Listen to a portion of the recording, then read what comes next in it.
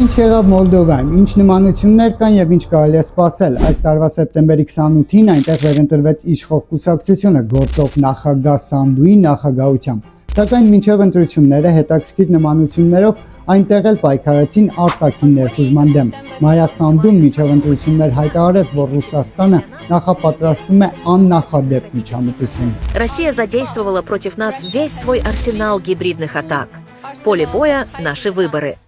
Օգոստոսի 11-ին ընտրություններից մեկ եւ ավելի ամիս առաջ տեղի արդարադատության նախարարությունը դիմեց դատարան պահանջելով լուծարել վերածնունդ շանս Մոլդովայի այլընտրանքի եւ փրկության ուժը եւ հաղթանակ կուսակցությունները եւ ժամանակավորապես սահմանափակեց այդ կուսակցությունների գործունեությունը։ Խորհրդարանական ընտրություններից մեկ շաբաթ առաջ իրավապահները իրականացրեցին 250 խուժարկություն, 72 ժամում ձերբակալվեց 74 մարդ, որոնց պաշտոնապես վերագրվեց Ռուսաստանի հետ համագործակցություն մեղադրականը։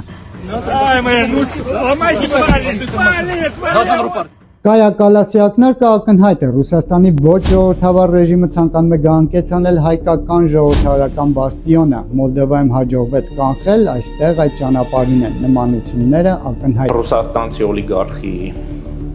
կողմնակիցները հսկայական գումարներ են ծախսում ինֆորմացիոն դաշտում։